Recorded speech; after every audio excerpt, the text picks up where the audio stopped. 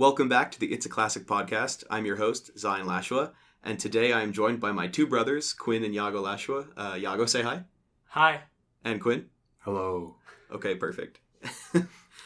But I do want to preface it kind of in the same way, talking about how this is a story. This is a story of myth that came out of the ancient world. So most of it is imagined by the people, and the different versions of it have changed over time. So the story that I've collected is from a bunch of different sources that I've combined to create kind of a cohesive narrative.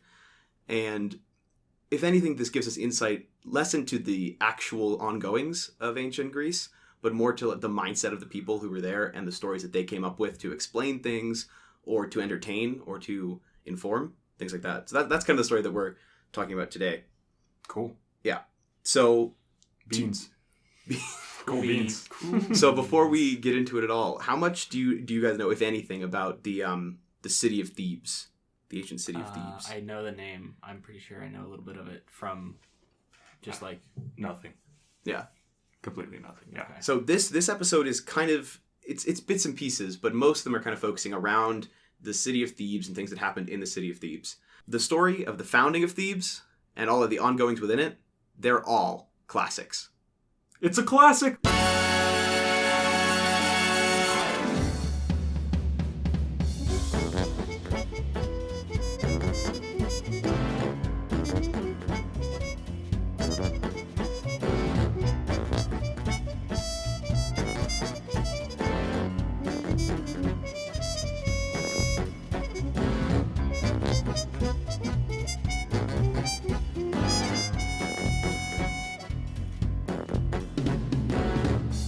And so in order to get to that city in the first place, first, we need to talk about someone that you all might know because you know the story of Theseus and the Minotaur.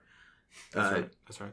So this is, it talks about Europa, the very beginning. She was the one who Zeus took the form of a bull, whose breath smelled like roses and saffron, and he abducted her. Yes. And took her to Crete. So after she was abducted, she actually had 3 brothers, and the 3 brothers went out to go and try to find her because Zeus had just taken their sister and they needed to find her. So the 3 brothers, their names were Phoenix, Cilix, and Cadmus. And those are rad names. I know. I feel like there's a lot of really cool names in the ancient world, but Phoenix and Cilix are pretty cool. Cadmus is like less cool, which is unfortunate because he's the most important one. But we're not following Phoenix. No, we're following Cadmus. So the 3 brothers like set out and searched for like quite a long time, but they never found her. So eventually they kind of gave up and decided, okay, rather than go home, we should probably just explore and like set up kingdoms somewhere else. That's what Phoenix and Cilix did, is they set up kingdoms and they married and had kids.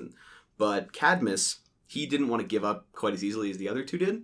So he actually went to the oracle at Delphi to find out where his sister was, see if the oracle knew. But the oracle just told him to forget about it. Oh.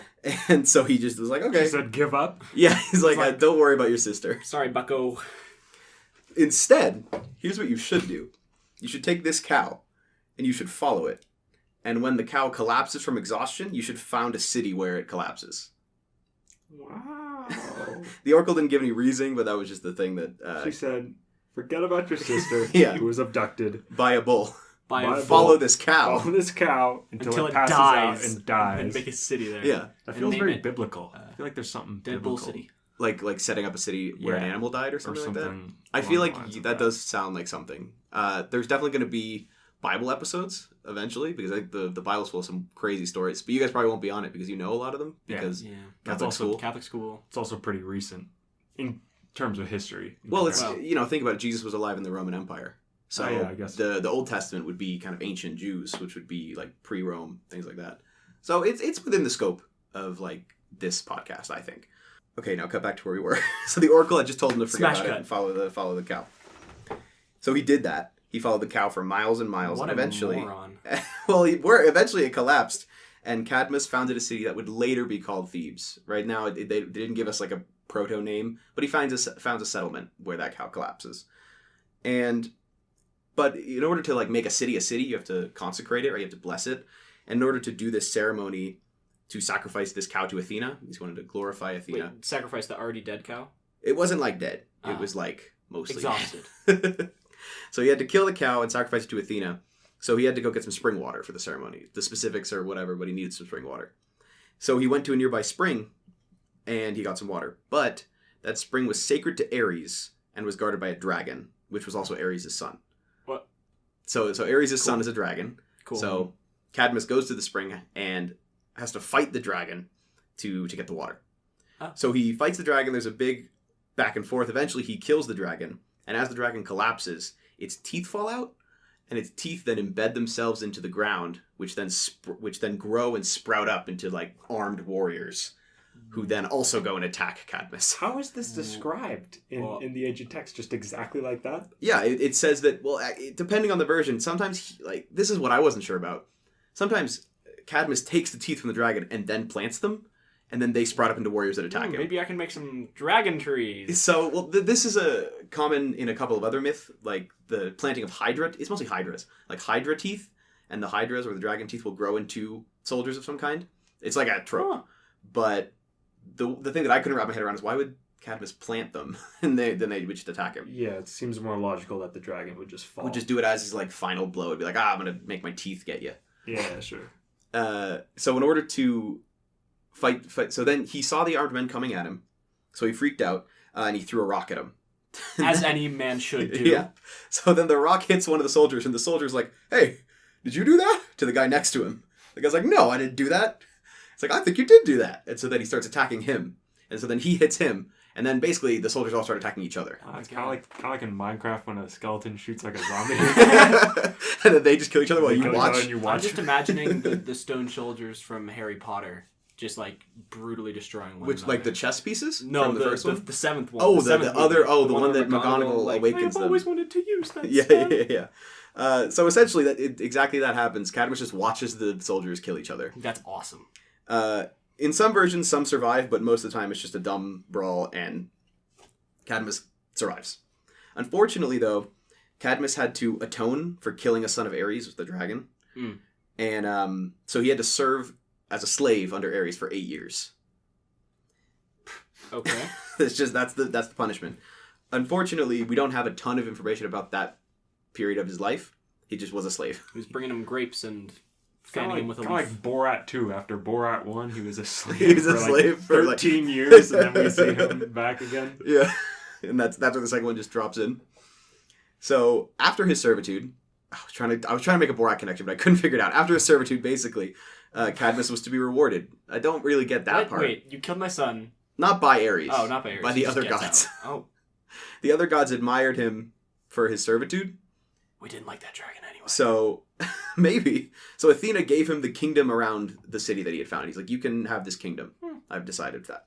So the city grew while he was enslaved. As a slave, yeah. It's just, he kind of just set up some people. The concept of city, especially these myths are like pre kind of the classical Greek world that you think of when you think of ancient Greece. So these were kind of settlements that often were collected into a city later down the line. Yeah. So at the time, it was probably just a couple people. But as the 8 years went on, it was Probably a couple more. slightly They had bigger. kids, a couple more people came in. Yeah. And Athena basically gave him the rights to own and control the Well, area. he better. around He it. settled it. I know. He followed the cow. He did follow the cow. Zeus then gave him Harmonia as his wife. So Cadmus got a wife out of the deal. But Harmonia is just a full-blown goddess. She's not even like a demigod. She's the daughter of Ares and Aphrodite. So Cadmus just marrying a goddess. Wow. And Nice Wait, gift. Ares? Yeah, Ares and Aphrodite. So Ares is Wait, Ares' daughter. He kills her brother.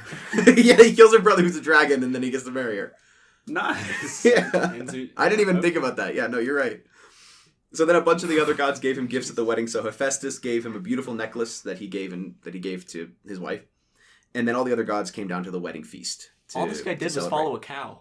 Yeah, and kill a serve dragon. for 8 years and kill a dragon. And then kill the skeleton warriors. Well, that's a later I don't know. thing. I don't know if he. Oh, the skeleton warriors. They don't. I thought you They're were not talking necessarily skeletal. They're not described as skeletal, but like later interpretations describe them as skeletal. But Sure. About, I think they're that just sounds warriors. cooler.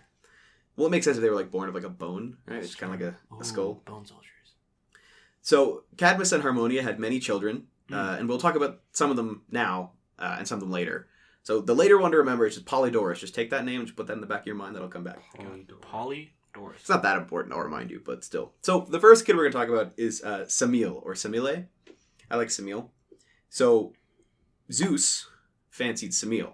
And if you know anything about Zeus, he Nice. he has his way. So Zeus and her then got together, but this was like kind of like a mutual thing actually, because she was into him. Like he wooed her. He didn't just like show up and be like, "We're having sex now." I was like, "Oh, I'm Zeus." Like with most things. Like with a lot of things. Zeus promises her, it's like, "You can have anything you want if we can have sex." And she's like, "Okay, promise?" And he's like, "I swear." So he has to give her whatever she wants. Then they have sex. Then afterwards, Smeal's like, "I want you to like appear to me as you would to like other gods. Like show me your true form." And Zeus is like, I don't know if you want that. And Smeal's like, no, you have to do it. And so like by the oath that he gave, he had to do it.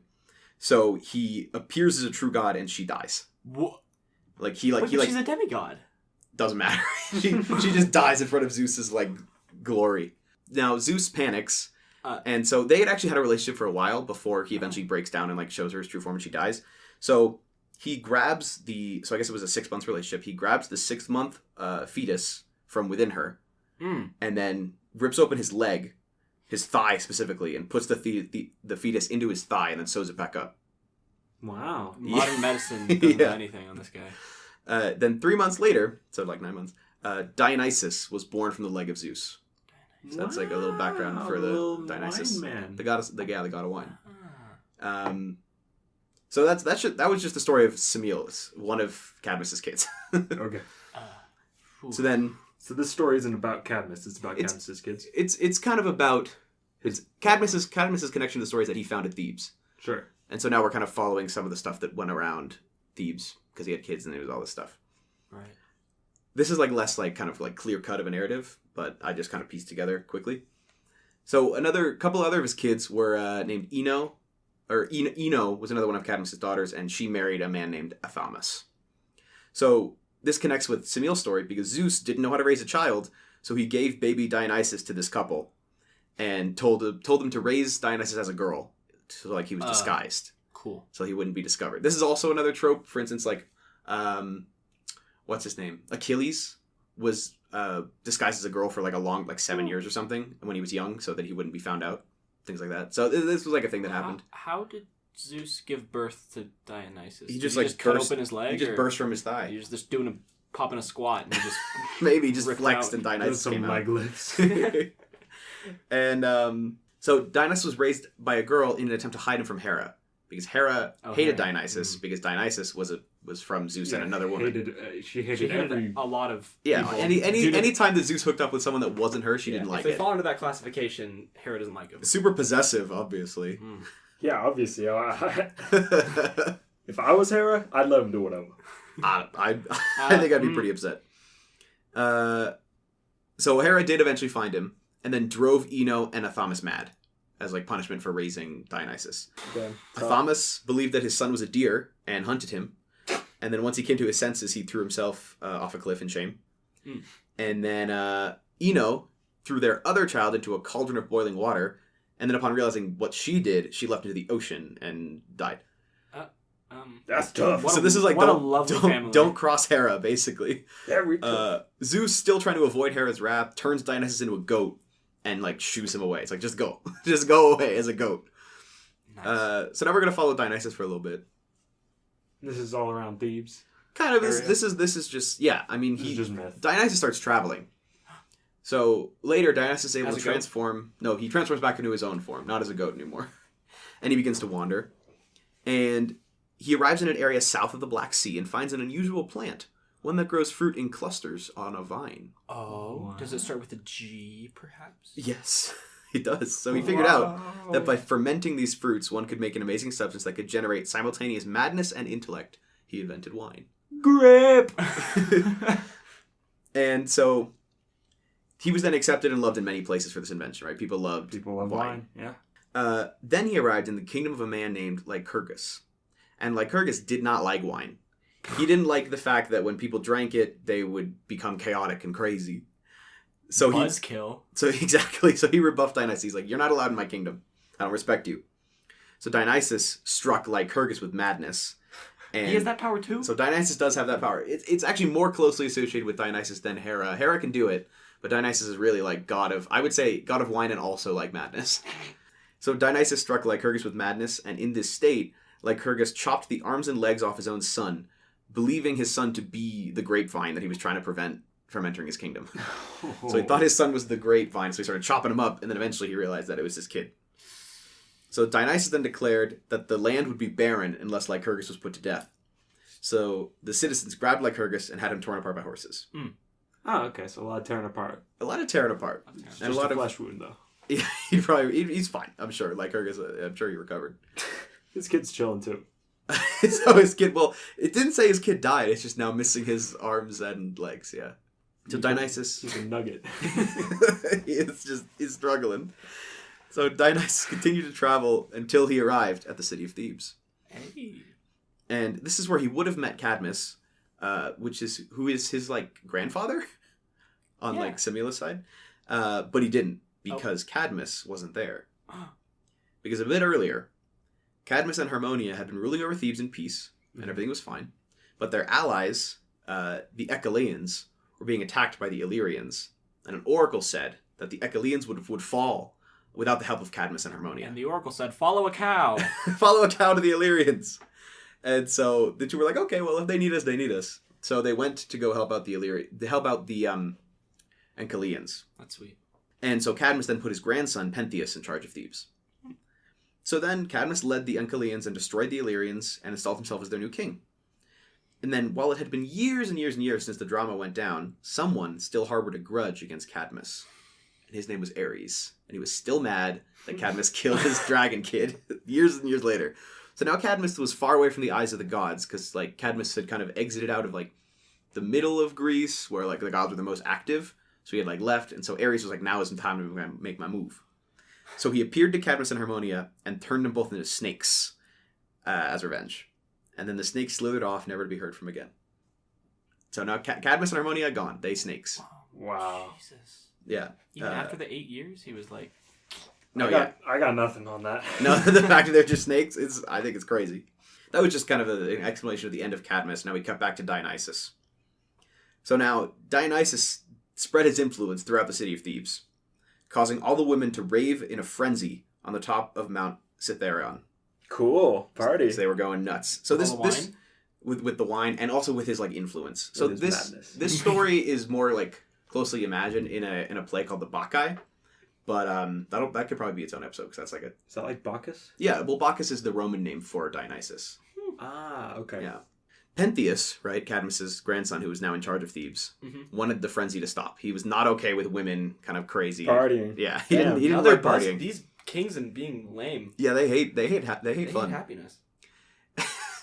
So he wanted this to stop. He's like, we can't have women being outside because most of the time women were just kind of in the house only. They had a rough lot of it. It was like the rave. It was a first rave. It was the first rave, and Pentheus was like calling the cops on the first rave. Damn. So Pentheus goes to the top of Mount Cytheraon to see exactly what's happening.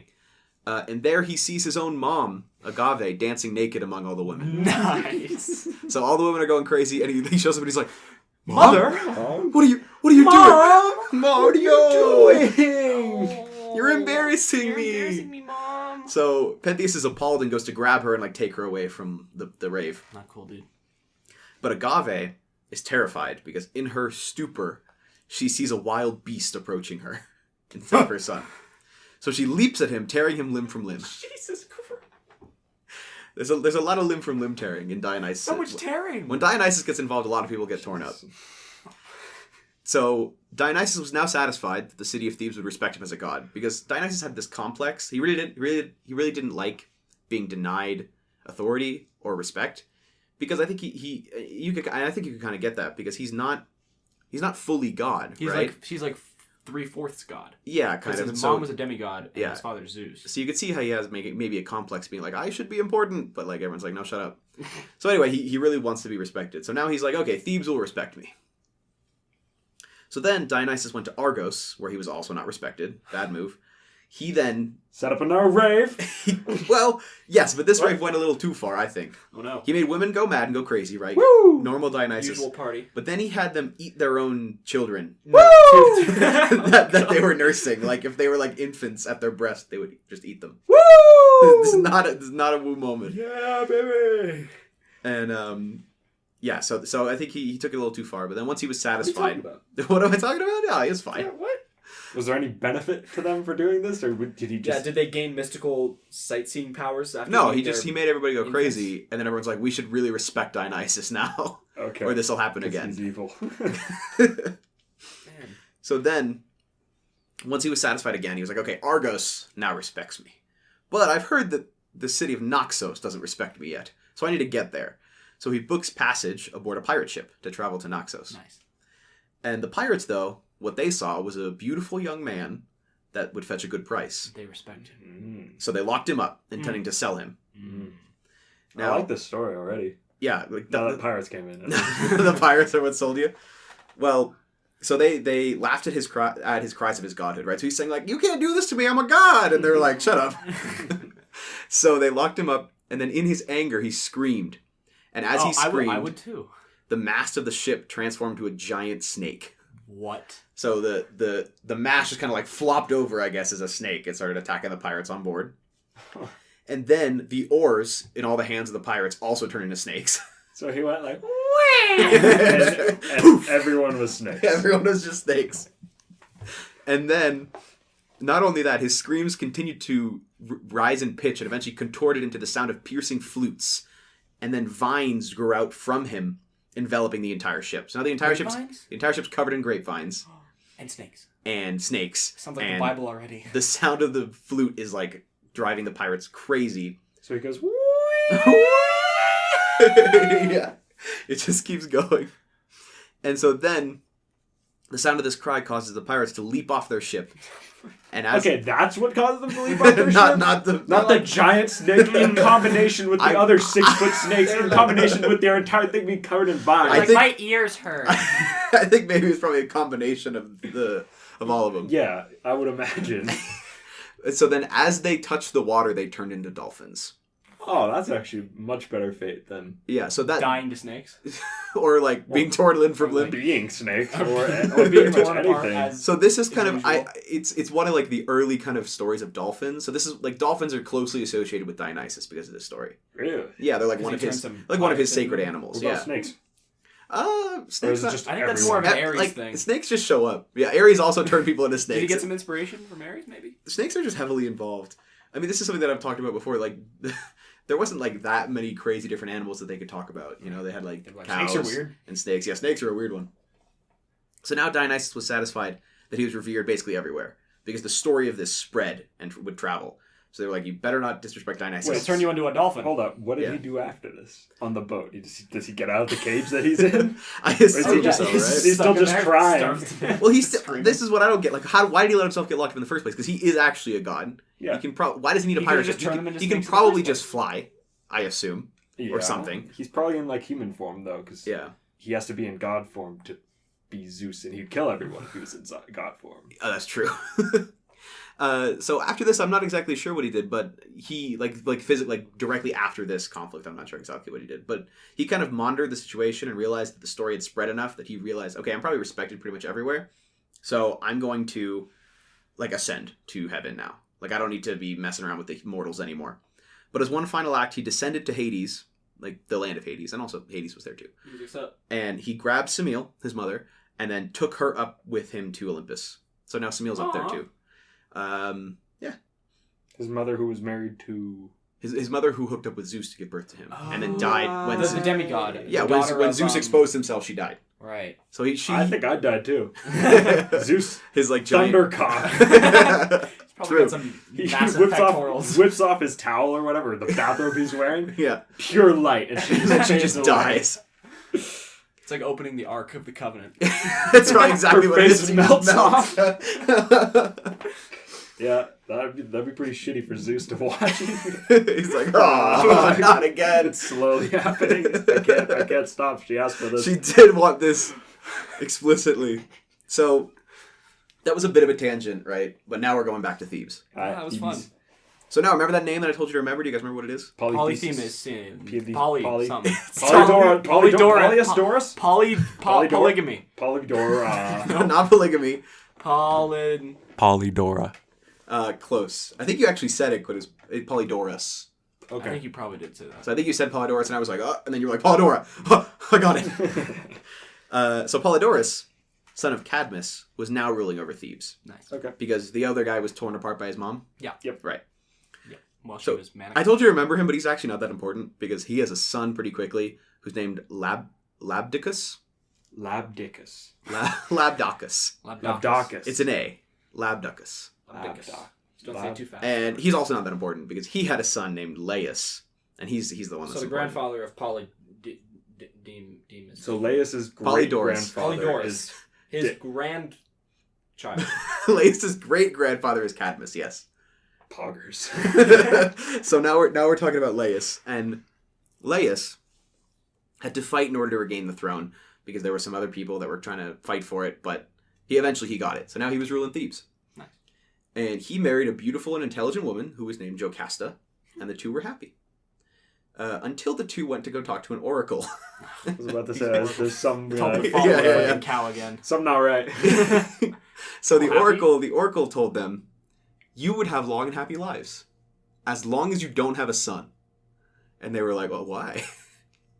So the oracle said that the son would grow up to kill his father, and then also do something else. But that's not that important. Important thing is that he's going to kill you. And Married Laius his mother. And Laius is like, oh, okay, that's okay. I guess we just won't have a kid then. So they're fine for a bit. But then one night, once again, Dionysus is getting his hands into the story. They had a little bit too much wine, and they ended up going at it. And then 9 months later, Jocasta gives birth to a son. Oh, boy. They had a 50-50 shot. And Killed he the did son. Not make it. So Laius is like, okay, I'm not taking any chances. So he first of all, he takes a needle and he pokes it through the kid's ankles. I don't really know why he did that. Yeah, may I ask why? In some versions, so he puts the needle through the kid's ankles, then he gives him to a shepherd and is like, go kill this kid. Go leave him out in the wilderness. Expose him. Why not just... In some versions, the shepherd pins him by his ankles to a tree, and that's why his ankles are messed up. But So it's just a plot point, his ankles are messed up. that's important. Okay. His ankles are messed up. And so then the shepherd leaves the boy on a mountain near the city of Corinth, and its cries are heard by another shepherd. He shows up and he's like, oh, God, it's a baby. Baby, like pinned by his ankles to a tree. I can't just leave this baby here. So the shepherd then brings the child back to Corinth and gives him to the king and queen who had been wanting a kid. King of Corinth. And they raised him lovingly. The wife named the child Oedipus, meaning swollen foot. So that's important because his feet were swollen. So now... Oh, wait. I I assume- recognize the name Oedipus. I assume you two are familiar with the name Oedipus. Yeah. Oh, Yes. okay. So, Oedipus grew up with a fairly normal childhood, but soon he began to outclass all of his peers in terms of his strength. Like, he was way stronger than anybody else. So, these other kids were jealous, and they started spreading rumors. They were like, Oedipus is adopted. He's not actually the son of the king and queen. And Oedipus goes to his parents and is like, is this true? And they're like, no. We didn't find you on a tree. We raised you since you were a baby. So they didn't... They didn't lie. Well, they did lie. They said, no, you're not adopted. They said, you're my son. Oedipus is still skeptical, so he goes to Delphi to find the truth. She's always, yeah. The oracle. She's got a busy everywhere. plate. Like, She's everywhere. So Delphi's a How place. old is she? Oh. So Delphi's a place in Greece. I actually went when I was there. The temples, actually, there's a bit of it still left. Basically, the oracles at Delphi were acolytes of Apollo, who was the god of like prophecy. And so they would like channel Apollo and give messages to people. Mm. And there often could be more than one of them. And there's actually some evidence that people talk about. There's like kind of volcanic vents near there, which could induce hallucinations from like gas. Well, the gas, if you inhale it for a long period of time, So the people who lived there were just crazy. could have been whack jobs. No, that's why they told who them to just follow told people to cow. follow cows and They're like, stuff. But But no, Delphi is like the hottest spot in all of ancient Greece. Everyone's going there. There must have been a line. You can take a number and you come back. Yeah. So Like your Subway sandwich or something. yeah, Oedipus then asks the oracles like, "Hey, what's the deal?" And the oracle says, "Okay, Oedipus, you must never return to your native land, for if you do, you would not only kill your father, but also marry your mother." So there you go. He's like, sounds dope. No, he's like, that sounds awful. So I will never go back home to Corinth. Instead, I will travel somewhere else that's not my home. Down to Thebes. So The Oracle couldn't just say. couldn't mention that part. Couldn't mention. No. Don't go to Thebes. Don't go to Thebes.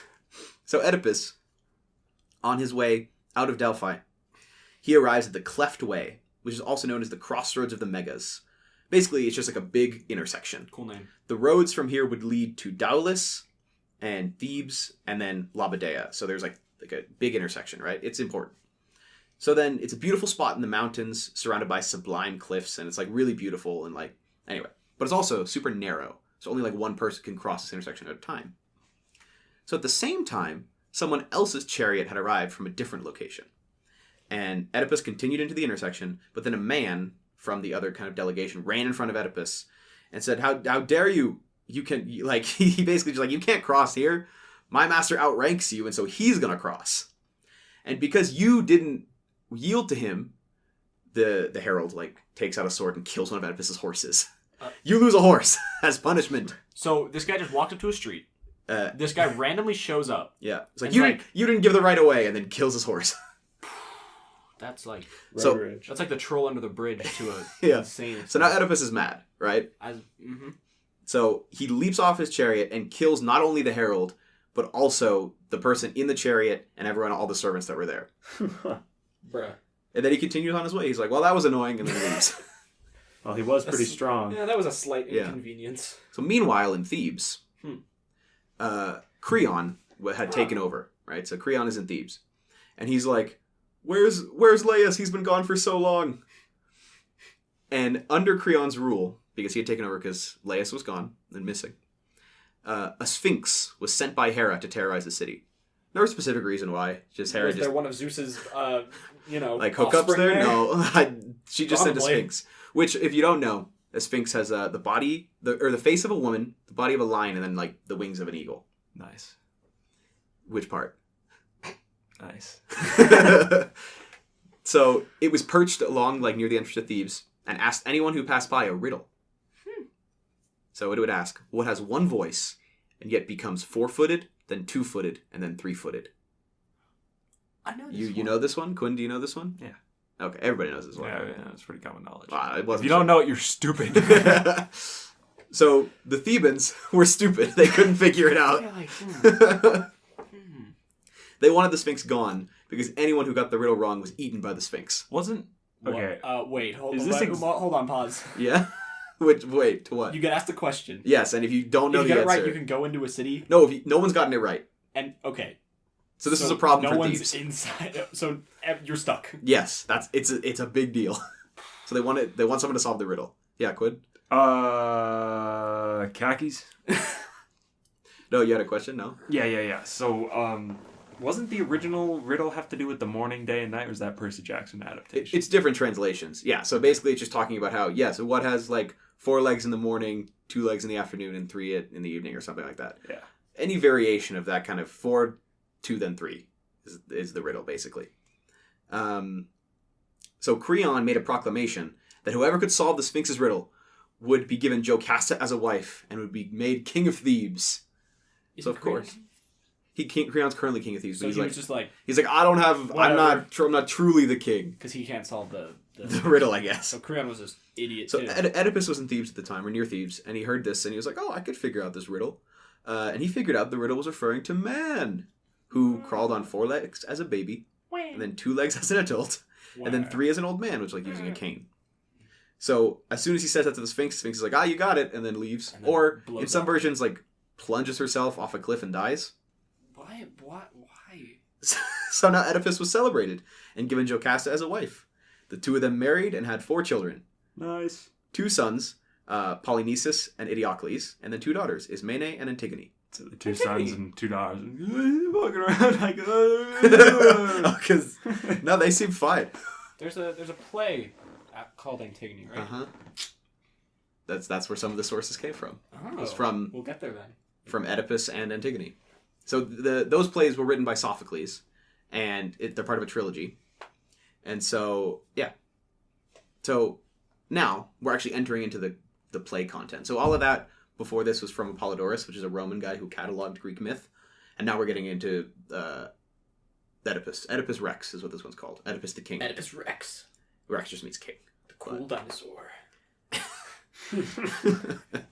So it's now sometime later. Oedipus is ruling Thebes. Having a good time. Having a great time. Except now Thebes is cursed with a persistent plague. Newborns are dying, crops are withering, livestock are sputtering out, and men and women are falling dead in the street. Was it Hera? No, it's not specified if it's Sarah this time. So Oedipus is concerned for his city.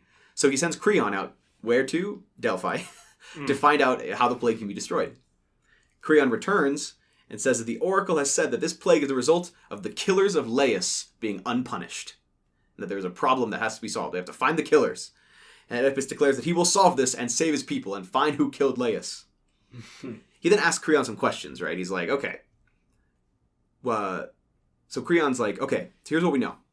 One of Laius' servants survived this attack, and he came back and claimed that they were jumped by a band of 12 robbers who killed Laius near Delphi. Creon also told Oedipus that the seer Tiresias might know more, so Oedipus summoned Tiresias to talk to him. Here's a little so Tiresias, who's a blind guy who was like a seer, right? That's so cool. He shows up, and here's a bit of backstory about him, because this backstory I thought was nuts. so story, like, there's some different versions. Some say that he was blinded by the gods because he shared their secrets with men. So that's kind of, kind of beta, normal story. It kicks up a notch. Some say he was struck blind because he saw the goddess Athena naked. So he went blind, and then she also gave him the gift of prophecy as like recompense. Like, sorry, you're blind. Here's some prophecy gift. At least you didn't melt his face. Yeah, at least he didn't. Yeah, exactly. Yeah, why doesn't she get the power of melting faces? Well, I don't know if she appeared in her full glory. He just like peeked on her while she was bathing or something. And he's like, "Ooh, I went blind. Worth it. The last thing he ever saw. Now this one, some say that he found 2 snakes copulating. So 2 snakes going at it, right? Was it the snake people? Was it Cadmus and I forgot her name, Harmonia, I think? Yeah. Maybe. If so, that's bad because he kills the snakes. Oh, jeez. So he kills the snakes, and which turned him into a woman for 7 years. He's not blind yet? No, not Was blind he a blind yet. woman? No, he kills the snakes, and now he's a woman for 7 years, and then he turns back into a man. Uh-huh. So then, later, Zeus and Hera are having an argument about which gender gets the most pleasure out of sex. And they don't know, because Zeus is a dude, and Hera is a lady. So they're like, who's been both a dude and a lady? Tiresias. We should go talk to him. So they go to Tiresias, and they ask him. And he's like, okay. So on a scale of 1 to 10, dudes, they get a 1. And women, they have a 9. Whoa. And so then Hera... We just got dealt a bad card, guys. So Hera didn't like that answer, so she blinded him. Zeus did like that answer. So I guess the argument was on the other side. Zeus was like, women get more pleasure. And Hera's like, no, men get more pleasure, I guess. Because Hera would have been proven wrong. This is an argument as old as time, so apparently. Yeah. Well, it's been solved. Yeah, it's been solved by the dude who's able to go back and forth. So Hera then blinded him, and Zeus gave him the gift of prophecy.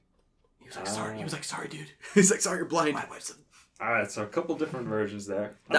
That was my favorite, obviously. I like the You like the Athena one? I don't know what... Because it's funny. What employs someone, or what compels them to, like, when they see 2 snakes fucking, to like, step on them? To kill them? They're like, I don't gross! know. It's like, ew, snakes! And to be fair, snakes copulating is pretty gross. Like, they're all, like intertwined. Well, can you even tell thrashing what they're doing? Or are you could just be like, those are 2 snakes fighting? You can It's like when a child sees like 2 animals. Oh yeah, they're like, why are they fighting? Or they give him a piggyback ride. They're Something. wrestling, Yeah. honey. So Tiresias, right? So that was just a little backstory on Tiresias. The blind seer. The seer. So he shows up at Oedipus' palace, and he's being very difficult. He like refuses to answer any of Oedipus' questions. He's like being very coy. And eventually Oedipus is like, maybe I know. Maybe I know, maybe I don't know. Oedipus is super upset. And so finally Tiresias is like, okay, fine. The man you're looking for is you. And Oedipus is like, stop speaking in riddles, old man. And Tiresias is like, well, you should be good at solving riddles. Because, you solved the Sphinx riddle. And which just makes Oedipus more mad. So yeah, Tiresias just straight up tells Oedipus the answer. And Oedipus is like, I don't like that answer. Man. I don't like that answer. Stop spitting lies. So now Oedipus is super mad and convinced that Creon and Tiresias are conspiring to take the throne from him. Creon gave him the throne, though. True. So now Oedipus calls Creon, and they start screaming at each other in the street. Like, Creon's like, what are you talking about? And Oedipus is like, Tiresias says that I'm the problem. And you told me to talk to him. And Creon's like, that's ridiculous. Well, maybe you are the problem. He's like, I knew it. Anyway, so Sounds they're like a manipulative boyfriend. So like, now they're- oh, it's me. now they're mad at each other. Yeah. So Jocasta then shows up and is like, boys, what's this all about? Oedipus is then like, so Jocasta shows up to calm down, takes Oedipus away. So Jocasta and Oedipus are talking. This is his wife and mom. Okay. He's like, hey, baby. Hey, baby. And well, they already have 4 kids, so it's not like it is like that. But you know, they don't know. Yeah. That's the whole tragic irony of this whole thing, right? So Oedipus now vents to his wife and mom, saying that Creon is insane for believing Tiresias. Like, how could he think that I'm the problem? I saved the city. Jocasta agrees with Oedipus, like, you're right. And she's like, besides, no human can truly have the gift of prophecy without a god. And Oedipus is like, what do you mean? Jocasta's like, for instance, this one time, we went to like a regular prophet, not like the legit ones in Delphi. And they said that if Laius had a son, he would grow up to kill him and then marry me. But that didn't happen. You're not that. So obviously, they don't know what they're talking about because Laius was killed by robbers. We got those cheap oracles. Yeah, exactly. So she's like, obviously that's not true. Laius was killed by robbers at the place where the 3 roads meet. Oedipus is like, what? Come again? Like, he said, hold up. He was like, He was killed where? He's like, yeah. She's like, the place the with one the 3 with the thieves. And yeah, they meet all up by Delphi. It's beautiful like and narrow. narrow. very narrow. Yeah. One person could go. There was this one dude who killed a horse. It was crazy. Oedipus is like, he's like, can you describe Laius to me? Well, what do he look like? Jocasta is like, he's tall, his hair actually looks a lot like you, kinda. Yeah, he's a horse killer. So Oedipus, as he's hearing this, is like, oh, this isn't looking good. Oh, crap. So then he's like, you said that there was one survivor from the band who came and said that they were attacked by robbers, right? Where's that man? And Jocasta's like, he works in the fields. Like, get him here. I need to talk to him. So Jocasta summons the servant for the fields, and then while they're waiting, a messenger arrives from Corinth. Ah. And the messenger says, Oedipus's father died. The king of Corinth, his adoptive father. Oh, the one that's right. Okay. The one that adopted him. Yes. So the messenger's like... The one that the shepherd... Yeah. Okay. So now Oedipus and Jocasta are relieved because Oedipus had told his wife, I went to the oracle and they told me that I was going to kill my father and marry my mother. So I had to get out of Corinth. So now he hears that his father's dead and he's like, I didn't kill him. I'm saved from the prophecy. So then while they're saying this, the messenger's like, well, what do you mean? Why? Well, and Oedipus is like, well, I didn't kill my father like the prophecy foretold. It's like, Polybus, that was his name. Polybus wasn't your father. He just adopted you. And Oedipus is like, once again, like, what? He's The like, messenger knows. The messenger Wait, how just does the knows. messenger know? I don't know. The I guess messenger those must... rumors spread faster than the children who bullied him. Like, did you hear he was put on a tree with needles? So then he's like, what do you mean? And the messenger explains, it's like, oh, I'm actually the one who found you on a mountain Oh my... and gave you to the king. Jocasta, she's sitting there and she's like connecting the dots in her head and she's like, oh no, and so she leaves. She runs out. Oedipus is still sitting there like, I'm a head out. oh no, Oedipus is still sitting there like, let me piece this together. What's going on If here? I was here and I killed this guy. Yeah, so he's still figuring it out. So then the servant, right, from the fields comes in and confirms that he lied about the robbers. He was like, I was just embarrassed that our king was killed by a single dude instead of a whole band. He looked a lot like you, actually. Exactly. And amid this realization, so yeah, so then Oedipus is now sitting there like, oh my god, I did kill him. And then as he's realizing that, another messenger runs in. And it's like, Jocasta's dead, she killed herself in the palace. No. And so now Oedipus is like, no! He collapses to his knees, does like a classic like Darth Vader, no. Then takes the brooches, right, which are like the brooches. The brooches. He takes them, and he takes the needles out, and he stabs himself in the eyes. Oh, so he's had needles in his ankles and his eyes. And so then now Oedipus flees from Thebes, horrified at what he's done. So he's blind. He's blind and he runs away. He wanders the land. Yeah. Hey, really? Yeah, he wanders. He eventually ends up at a place called Colonus and then dies there. That's all we know? About Oedipus? Yeah, there's a bit more detail, but it's mostly... There's a play. So the trilogy of plays, right, that Sophocles wrote, one of them is called Oedipus Rex. Second one's called Oedipus at Colonus. Third one's called Antigone. So Oedipus at Colonus, I read it. It's just Oedipus complaining about what has happened for like 4 acts and then dying. There's not much there. So now, Thebes is once again left without a king. But there are 2 dudes who have a claim to it. Eteocles and Polynices. the sons of Oedipus and Jocasta. So they were next in line, but they couldn't decide who would rule. So they decided, hey, what if we like alternate? I rule for a year, then you rule for a year. That'll work out. Like a good idea. Yeah. So after the first year, Eteocles is like, I think I'm going to stay on the throne. So Polynices leaves and goes to talk to Argos, another city-state, and is like, hey, can I borrow an army? I need to go attack the city of Thebes, take it back from my brother who's corrupt. I'm the true king. So Argos is like, okay. So he runs back with an army. And now, the army, the 7 against Thebes begins, is what it's called. That's what this conflict's called. Because there's 7 entrances to Thebes, and there's this whole narrative about how like there's a singular warrior from each side who guards the entrances to the tunnels. There's all these epic battles. So some of the crazy stuff that went down in the battle, this dude named Capenius grabs a ladder, starts climbing the wall, and then he's struck by lightning. Yeah, Zeus was just like not feeling that one. Screw that guy.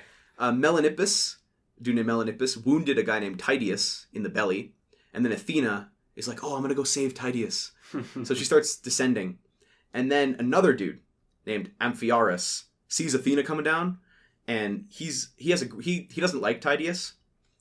So this is kind of a weird thing. Instead of just killing Tydeus, because I guess it wouldn't matter, right? Because Athena's coming to heal him and probably make him immortal or something. So what Amphiaraus does is he kills Melanippus, the guy who wounded Tydeus, right? Mm-hmm. And then he chops off his head and gives the head to Tydeus, who then eats the dude's brains for some reason. Huh. So then Athena sees that Tydeus is eating a dude's brains and is like, gross, and does not save him. So then she leaves, and he dies. He dies. He bleeds out from the stomach when he's eating brains. Then another dude named... the weirdest thing you've said to me. I know, it doesn't make... I was like baffled. I was like, this is kind of a tangent, but I have to put it in. Amphiaraus also, as he's leaving, gets struck by lightning as well. Zeus really not like people. And then another dude named Astratus outruns the lightning because his horse was a son of Poseidon. The horse was a kid of Poseidon, yeah. So this was a sick battle. Anyway, the war eventually ends with Polynices and Eteocles killing each other in like an epic final blow. Like they both die in like the final blow of the battle. And now that left no one to take the throne because they're both dead. So Creon takes it. He's like, I guess I'll rule again. Yeah. And he then declares that Eteocles would be buried properly because he was defending the city of Thebes, whereas Polynices was attacking the city. So his body must be left out to be eaten by birds and not properly buried. So that brings us to the story of Antigone, the third play by Sophocles. So Antigone, the daughter of Oedipus, is venting to her sister Ismene and is like, how dare they bury one of our brothers but not the other one? They're both man. This doesn't make sense. She says, both brothers were led astray by power and like the curse upon our family. So they both deserve to be buried properly. For if you didn't receive a proper burial, then you would not be able to like fully pass on into the afterlife. It was like a big deal. Right. Ismene's like, well, Antigone, we need to calm down here. Creon just said that we can't bury our brother. And besides, we were born women, and we should not suppose ourselves to be men. So there's a lot of like gender kind of roles and stuff being talked about in this play. It's really interesting. Antigone says, it's not about being a man or a woman, but about following the will of the gods, who say that all men should be buried. So she's kind of just saying, like, the will of the gods supersede Creon. Like, Creon can say, I can't bury the body, but Zeus says I gotta bury the body, so I'm gonna bury the body. Is Creon just a dude? Like, does Creon have any god in him? Creon, no, I don't believe he has any god in him. I think he's related to Jocasta. Like, he was Jocasta's brother or something like that. All so, right. Cool. No, but he has, like, a vague claim to the throne because his sister was the queen. Sure. So he's like, he was an advisor, kind of. So then, later, Creon receives a message from a guard saying that the body of Polynices has been sprinkled with dust, which is the first step to the burial process. Creon is shocked. He's like, what man would dare defy the rule of the king? I am no man. Yeah, I haven't seen Lord of the Rings, but I know that's like a meme. It's like, I cannot be killed by any man. Takes off helmet, I am no man, and then kills him or something. Yep. Yeah, that's it. So that's kind of what's happening here. It's pretty here. epic, actually. So then he's like, okay, guards, hide in the bushes around the body and see if someone comes back to complete the process. So then soon the guards see Antigone like pouring out libations over the body, which is like an offering to the gods that you pour out. And then, so they burst out and grab her and take her to Creon. So Creon's now even more shocked. He's like, a woman dared defy me. He asks her how dare she disobey the law. So she responds saying that the law of Zeus supersedes the law of man. And she also says, what are you going to do, kill me? Creon's like, yep. Yeah? He sentences her to be buried alive, even though she's betrothed to his son, Haman. Wow, and he knows this? Yeah, he knows this. So then Haman comes to Creon and is like, please don't kill my wife or my fiance. Why does he sound like a... Please Please don't do it. don't do it. But like to back up his argument, he's saying the people of Thebes believe that Antigone is right and that you are wrong. And Creon's like, what do the people know? I'm the king. They didn't get the Sphinx riddle right. Yeah, exactly. They're not related to the old queen who's dead. They didn't get the third in line for the throne, right? What do the people know? So Antigone's led away to the guards to be buried alive. Then Tiresias shows up again and tells Creon that he's making a big mistake. This is the blind. This is the blind seer. Blind seer. The one who was both a man and a woman who killed snakes. Quite one. Creon rebuffs him, but his words kind of strike a chord, right? Like Creon's like, maybe he has a point. Creon then considers his actions and realizes that he has to swallow his pride. Plus, he can frame it as like, okay, I can say that I'm bowing to the will of the people, not to the will of a woman. So that would be crazy. Sure. So then he rushes off to release Antigone. But when he arrives, he finds that she has already hung herself rather than wait to like suffocate. So then he's like, oh. So then Creon returns to the palace. Nuts. And then he finds out that his son Haman has killed himself too. That's what you get, you jerk. And so then he's miserable. He's like, oh man. He goes to his wife and says, our son killed himself. And the wife's like, ah. And then she goes and kills herself. That is very tough. And now Creon returns to the palace miserable. And then he kills himself. No, he doesn't kill himself. He survives. Which is kind of like part of the reasoning. So you kind of look at these plays, right? So like plays in ancient Greece were either comedy or tragedy, right? That's how it worked. I wonder which this one is. Yeah, right? But the emphasis of a tragedy is that tragedy has to have a tragic hero, right? Someone at the center who like often survives like all the tragic stuff. Like that stuff. Like Oedipus is the tragic hero of Oedipus Rex only, basically. Because he survives at the end of the play. Now, Creon is the tragic hero of this one because he like realizes that he's wrong, but it's too late. That kind of thing. So, years later, a new force would march on Thebes. And the force was led by a man named Alcmedon, who was seeking revenge for all the dead who had been refused proper burials because they were on the wrong side of the war. Oh, this is the guy that this is a later brothers that. Yeah, well, he's a descendant of one of the people who fought alongside Polynices. Gotcha. Like attacking Thebes. Gotcha. And he had the backing of Athens and was able to destroy Thebes and take it for his own. So that's kind of there goes Thebes. Thebes is still around, but now it's like way less of a major player than it used to be.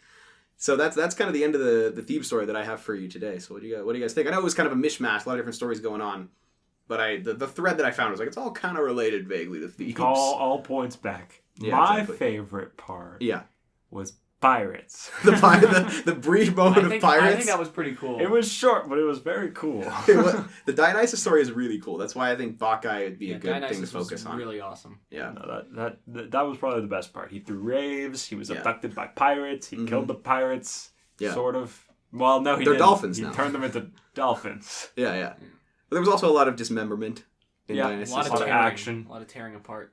Yeah. My favorite part was when Oedipus realized that he had killed his dad. Married his mom. It took way too long for him to figure it out. It took way too long. I thought that was pretty good too. Is there a lesson that we can take away from this? When an oracle tells you to follow a cow, don't do it. Don't do it. If you ever cut off in traffic, don't kill the dude. don't kill the dude's car who cut you off, and then have him kill you because you kill his car. So basically, this is a message about like against road rage. And and if you ever get abducted by pirates, just scream really loud. Just scream really loud, and hopefully the mask will turn into a snake. Hopefully, cry. Just start crying, and hopefully they let you go. You ever seen Captain Phillips? That's what he does. Is that what he does? Captain Phillips? At the end, he goes, wah! And then their heads all explode. He has a bag over his head, and something happens. I don't know, but something like that. Something. It's vague. Something like that. Okay. Awesome. Party. Epic.